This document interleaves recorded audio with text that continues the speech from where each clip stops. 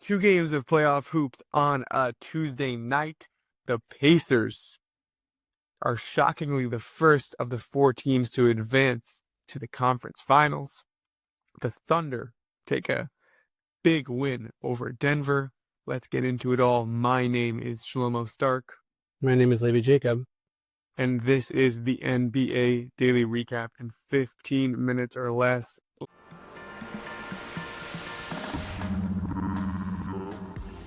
Levi, I gotta lead with this. Since maybe November or December, when the Cavs were 18-0, 17-0, I don't remember what they started with, my cousin Isaac texted me, Cavs are frauds. Cavs are complete frauds. They cannot do it in the playoffs. And he has been texting me that all season. And I I think I was with him, but I couldn't get there fully. And I've fully turned that way now. Cavs were frauds. They never did it in the playoffs. They also did this against the Knicks 2 years ago when they played, and then against the Heat last year. And in theory, they were probably just as good as the Knicks, better than the Heat last year, and certainly better than the Pacers this year. And when I say better, I mean by odds. So you could argue back and forth if you think they're better, but like what the odd makers think. That means like what most people think, because that's what people are betting on. So like individuals might think differently, but the world's stance is that they're better. Um, they just botched it. They have one excuse, which was that in game two, three of their players were hurt, and ironically, that was the closest game that they lost. Um, so I guess I'll hear from you. This is clearly what I think. I think the Cavs are terrible. I have a feeling you're going to go the other way, but do you think That this was is a wait, that wasn't the closest game. They won. no, the closest game they lost? That was in game No, I'm three. saying the closest of the games they lost was Oh, game two. Yeah, they did win one okay. game, but of the games they lost, the one they lost by the least was the one where they didn't have Mobley, Hunter, and Garland. So I have a feeling you're going to go the other way it is, but maybe you'll agree with me. Coming out of this series, is this Cavs are frauds or Pacers are better than we thought? I have a feeling you're going to go the other way, but let's hear. No, I think it's a bit of both. I'm not going to push back so much on the frauds thing, even though I don't agree with it, because I understand they didn't perform Push up back, to. push. No, That's it's what we're going here to take for. more time. I don't know, like meaning I feel like that's a very um. There was games in this series that could have gone differently, and I think that it's not putting so much respect on the Pacers to treat it like this. Like meaning like if they went up against a different team, I don't know if the result would be the same thing. That being said, I think there's a lot of teams that have like Who, the Cavs or the Pacers if they went the against? Cavs. Like I think this was a bad matchup for the Cavs, obviously, but I think also the Pacers are much better than people thought they were going to be. Like because people thought the Pacers were frauds, right? From last year. But my difficulty is that like frauds. I understand they're the number one seed, 60+ win team. The expectations were high. I have a difficulty. Like, does that mean that the Celtics this year were frauds? So the Celtics this year had a different issue, which was the Celtics, you say the other way. The Celtics are, it's just really, really hard to uh win two in a row. Okay, Because so then let's Thunder say lose to Denver, they're frauds. let's say 100. are the Clippers frauds? Or the Lakers frauds? I don't think they had expectations to be so much better. I feel like the Clippers fine, but I feel like the Lakers did. The Lakers, no, not really. I mean, the Lakers, frauds basically means, when I say fraud, I mean it doesn't really work so much for, I don't like the way you use frauds for anyone else. Maybe the Celtics, what I mean by fraud is you look at their regular season record and you're like, this team is good. And then like you're like, that's actually fraudulent. They're not good when it counts. So the you need to be like a 1 or a really, really good 2 seed for to be, and for me, that's how I'm defining fraud. Like that's what I mean when I'm saying that is like, so teams that are basically on fraud watch this year are the Cavs, Thunder, and Celtics. Where it's Okay. like you were phenomenal. Like I don't think anyone else qualifies unless you want to go the other way where we thought you were bad but you're actually good. In that way, you're No, considered that's fraud. not frauds. But yeah, so like I think those are the only 3 teams that could apply for this. Is like, oh, what we saw wasn't real. So the Celtics, it's a good question, and now it changes everything with the Tatum injury. But I mean, because with the even prior to the Tatum injury, people thought that the Celtics were going to sweep the Knicks. That's not what I happened. think the Celtics have more of the Celtics. It's less. You can't say they're frauds because they won. One loss. So last year, The title you're saying? yeah, they. So the reason why the Celtics have a different issue, which is what people adjusted to what they did last year, but they didn't adjust.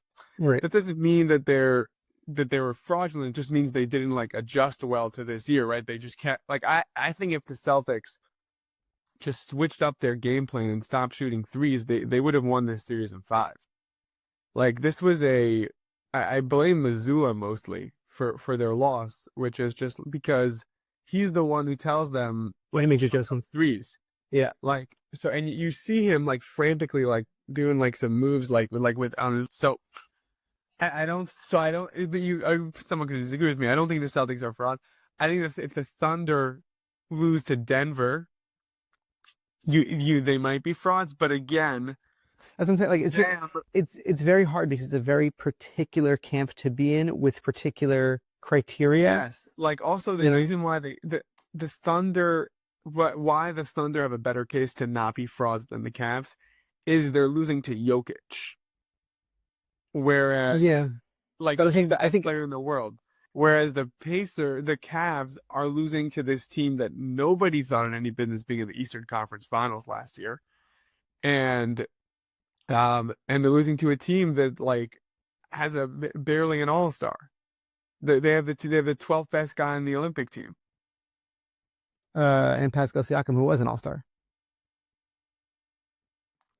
Okay. Listen, I'm just saying I think it's very like I think it's very reductionist, if I'm being honest with you.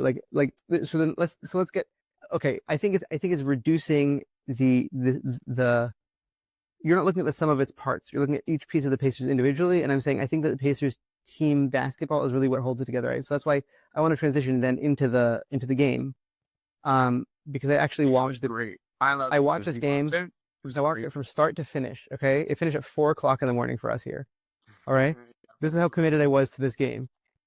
It did. It finished at 11 here. They went for a very long time. Okay. Sorry, maybe it was a 4, maybe it was a third, something like that. Whatever. It was Either way, yeah. Either way, I watched the Cavaliers give away another game. I literally watched it happen. I agree with you. And there were certain people who were trying to, to Mobley at some point it kicked in, he wanted to do something. At some point Garland was trying to do something. His foot wasn't allowing him to do anything. The Pacers like literally started to swing the game. I think that tell me if you agree with this. I think the Cavs lost the game when Mitchell missed 3 of those free throws. I don't agree. I'll tell you exactly what it is to me. What was the turning point to me? And I like there's a couple of points at which I was on Twitter like commenting this out. Okay, there's a few turning points to me. One of them was there was a fast break 3 that Neesmith was able to hit. I think in the second quarter. You can't let this Pacers team gain momentum, like fast break momentum. You can't do it. Okay, that got the Pacers. They were down. I want to say like 15 or something. That got them back into 4. Okay, the whole entire time it was just a pendulum swinging. A lot of points, small amount of points. A lot of points, small amount of points. The thing that I saw where I was like, oh, this ball is entirely deflated. There's nothing here for the Cavaliers.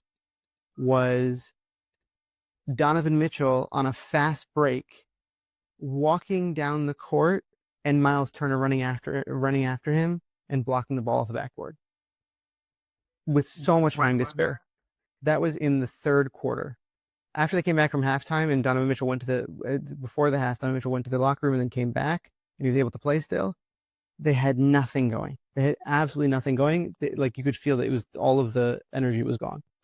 So you're saying basically they really won the series last game because they broke the Cavs. That's is exactly what happened. And then on top of that, I was like, they need something in this for the Cavs team. They need someone who's just willing to put up shots.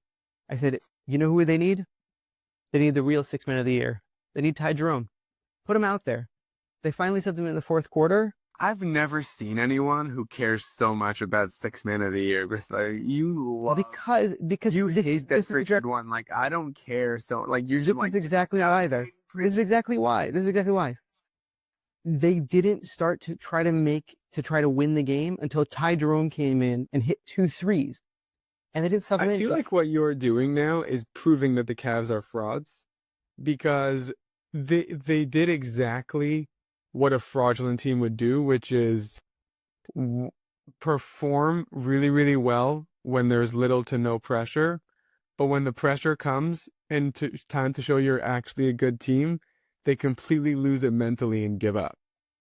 That's like the perfect fraud case. If that's the criteria that you base it on, sure. Like I'm not saying that they followed through on expectations. I'm not saying like they just don't show up in the playoffs. Playoffs are harder mentally. They didn't show up against the Knicks 2 years ago. They didn't show up against Miami last year. And even though they had a better record this year, they didn't show up against the Pacers. I think the problem is that they're also their team, although they have a lot of key players, it's based off of certain players having very exact function. So for example, until Darius Garland came back, you saw they really lacked playmaking, they really lacked 3-point shooting. And he came back, and the problem is that he came back on one leg. Mm-hmm. You know, like you can't really execute a playoff level offense with that. And they didn't have a replacement for him that was effective. And this is like this team year after year. I think that's why I don't think they're fraudulent. I think in my eyes, the issue is that they're investing in people who are not always available, whether that's health, whether that's God knows what, consistency, I don't know, but that's fraudulent, man. That's what we're saying the same thing. You just don't like the word fraudulent, but what fraudulent to me means the definition is you are good in the regular season, but when the playoff comes, you lay an egg. So not to speak ill of the injured, that's how I feel like Jason Tatum. Until this past game that he got injured in, he sat on the 3-point line. He barely penetrated. Yeah, he barely did anything. You think Tatum is a fraud? Correct. I disagree because he was phenomenal in Game 4, and I think like the Knicks just kind of. But just Game 4. The Cavs were great in Game 3, so now they're not frauds. Like you know what I'm saying? It's not. It doesn't. That doesn't do enough for me. No. I mean, I'm saying you make a compelling Tatum case of being a fraud, but the issue with Tatum is it's different. The issue. Well, now Tatum's hurt, so like this whole thing might be pointless. But Tatum, yeah, you make a compelling Tatum case. I can't argue. I can't argue with it. The final Browns getting the Finals MVP is a really big dinger. Yeah. All right, let's go to the next game. Also, I also want to say by the way that Halliburton was. I think people have a lot of discussions on whether or not he's the real deal. They want to call him overrated, whatever. I think he's the real deal. I think he's great. I think it'd be hard to disagree with that. He just like he comes through. He comes through. He does. And it's 2 years. You got to give the Pacers credit. Although, as much as I want to talk about the Cavs being frauds, the Pacers, the Pacers have made 2 Eastern Conference Finals in a row. So, mad props to them. Also, I know that you like kind of scoffed at it a little bit, but Siakam also played really well. Like everything on this team is Not so a perfect guy, but good for him. He's great. Their best players in them heart. dude. I love it. Come on, come on. I was talking about this team all year, and I love this team. I love They're this team. great. It's really nice that there's this third person is in here now, whose name we don't know. Next, wish the Denver Nuggets lose to the Oklahoma City Thunder 112 to 105. Jokic's awesome corner. He was amazing. He had 44 points, 15 rebounds, 5 assists, 17 of 25 shooting, 5 of 7 from 3, 5 of 5 from the free throw line, played 44 minutes and had 2 steals and only 2 turnovers, and they still lose by 7. That is tough. Mad props to the Thunder. Mad props to SGA, who has been great, and he played great again. And I think this is exactly what the season is. Jokic should be the MVP because he's the most valuable player on either team. But SGA plays is the best player on the best team, and that's why he's going to win the MVP because that's how the league works. Your guys' thoughts? Well, we have Max here. Max, hello. There with you. Your thoughts on this game? There we go. Anyways, I mean, in general, the award has just been a joke in some sense. I think that we constantly see that the award goes through narratives. Someone can't win it for X amount of times in a row. This guy's won it too many times. This guy is the 7th best team in the league, but he's got the craziest stats in the world. This guy's the best player on the best team.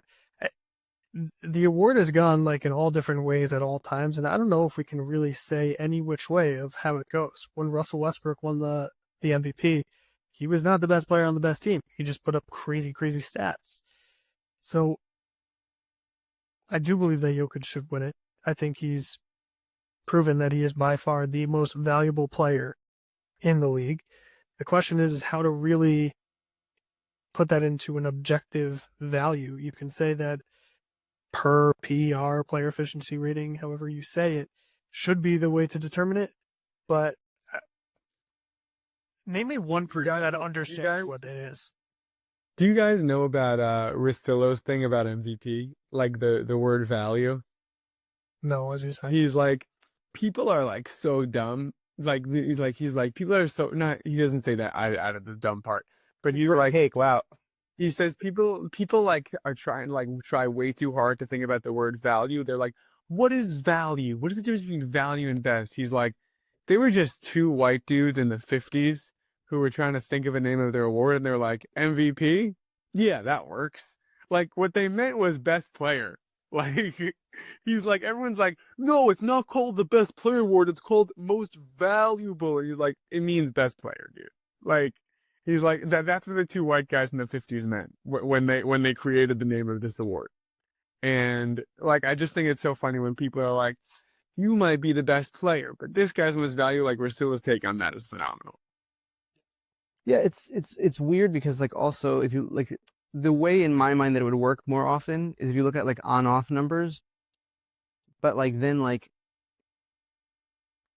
Curry would be like super high this season. You know, like it's just a very bizarre non like there's no way to quantify the stat because everybody's criteria is different for what MVP means. That being said, I just feel like if you look at Jokic this season and you look at him on this team and when he sits, it's just like really hard to argue against the fact that like what he provides when he is playing basketball versus what anybody else provides when they're playing basketball, it's just not it's not close. It's coming from a He's literally also. Yeah, 100%. Yeah, no. So he's the Joey Chestnut of the NBA. Meaning when he's eating hot dogs, like everyone just clear out. Like it's over. There's no point of view between Jokic and no point in competing. I got Levy to break right there. But that's not a good analogy, Frank. It's in shape or form. Like I said, shape or form. But Yep. this is the thing. The way that Russillo puts it, the way that you put it, and calling everybody dumb, and all of these different things, it's just,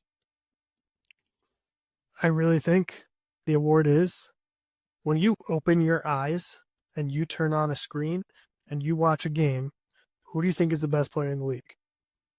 And that's honestly how I think the award should be. It's just, like you said, the best player. I don't care how many. Yeah, based on that season. Yeah. Yeah. And to me, that's Yeah. very, very clearly. Or in other words, if you're picking teams for like a game, if you were a captain and we're playing pickup and you got first pick, like who's your pick? Yeah. I think everyone's taking Jokic with their first pick. There's gonna be someone who's gonna be try to be cool and be like, I actually want to, but no one likes that guy. Okay. I want to talk a little more about to talk about the game, or like was that enough? Well, no, that was actually what I planned to do. All right, so maybe give your thoughts on the game. I thought it was very, very interesting to watch the game, especially in crunch time. Like the Thunder had to, go on a little bit of run in order to kind of match up with the scores. Compared to last season, even compared to this season earlier on, it was really cool because you got to see, first off, Coach D. That was my brainchild, is to just shorten the name because no one really knows how to pronounce his name. I think it's pronounced diagonal. All right. That's fine. It's definitely not. Also, by the way, we have to work on you being able to say Giannis's name. That's a whole other thing. Can you say Giannis's last name for a second for all our listeners? No, Shlomo. Giannis Yeah, what's his last name? Antetokounmpo. Good. Can't believe you can continue. Yeah, that we need to work on that. That was And he's the whole been. bit. It's a funny bit. It's fine. It's like watching Shaq carve an outfit. I'm not learning how to say it differently. You saw them hitting shots that they would have not hit earlier in the season or last season. They really, they're growing in real time, and they are a very, very formidable team. And we're saying like Jokic is the number one pick for many, many people if they're choosing teams. I don't know how, with what you have, if there's another team that could guard Jokic this effectively with the pieces that they have. They're doing a really, really great job on defense, and it's like They're doing really awesome to see. 44-point good job. This is like reminding me of like when Iguodala won Finals MVP because he held LeBron to 38 points a game. Okay, how about Zubas playing good defense? Because if Iguodala wasn't taking him, he'd have 50 a game. Okay, but what happened? Doing a good job guarding you. But what? Hold on a second. But what happened? What happened? Did the Clippers win the series where Jokic had the less points, or did they lose the series? Say that again? The Clippers, when they held Jokic Clippers less lost points. the series. Correct. Are the Thunder winning the series, or are they losing the series? The Thunder are winning the series, but not because of defense on Jokic.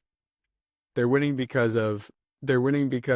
they have 8 players who are able to, they're deeper than the Clippers. They have 8 players who are able to score in double digits, and they're basically stopping, like, if you look at the box score of the rest of the team, like Aaron Gordon, 13 points. He was much better against the Clippers. Michael Porter Jr., 2 points, 1 of 7 shooting. They're basically saying anyone but Jokic, and that is a great strategy, and it's helping them win. No, It's not because of great defense. no, you mean Jokic?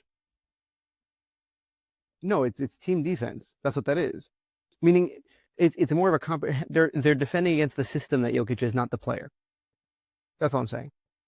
Maybe I didn't say that clearly. I just want to say one point, which is that when we're talking about the Thunder and their growth and all these different things, and to me, the growth is Lou Dort of anybody. Like, Shea's great. Shea's amazing. He's going to do his thing. Jalen Williams is great. He's going to do his thing. If we go back to the bubble, the reason why the Thunder were losing was because all you had to do was leave Lou Dort wide open. He'll shoot a 3, and then you'll get a rebound, and then you just go. But when he can play not only ridiculous defense, but now he gets you 9 points in a quarter, that's the difference in the game. Goodbye, Shlomo. That's the difference in the game. So That Oh, I thought we made some great points. We had a good Jokic debate about whether they're playing good defense or not. I mean, there's going to be no rebuttal to me then saying they're playing good defense against the system, and that's just going to be the end of it. So I'll win the debate. That's like my favorite kind of like content. Okay. It's like people will just be like, "Wow, like Shlomo made such a good point. He left Levi speechless." Anyways, okay, let's do predictions. Okay, I have the Knicks. Okay. Yeah, I think I don't know what the Celtics even. The case for the Celtics is Pritchard, White, and Brown just go nuts. The truth is, Knicks fans are nervous. That's the honest truth. I'm talking to Knicks fans, and it feels too easy.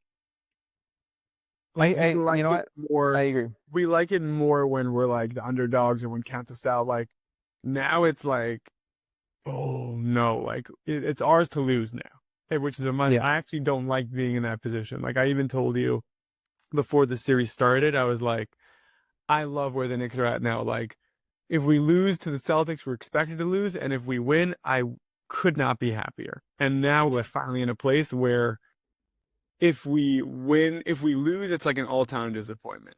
Like this is insane. All right, this is like perfectly paved for the Knicks to be able to make it to the next round at the very least. Exactly. And potentially the finals with like Yeah. the Pacers. Like if you were to tell me before the playoffs started, the Knicks are going to be playing the Pacers in the Eastern Conference Finals, I'd be like, well, that's the greatest thing I've ever heard in my life. Yeah.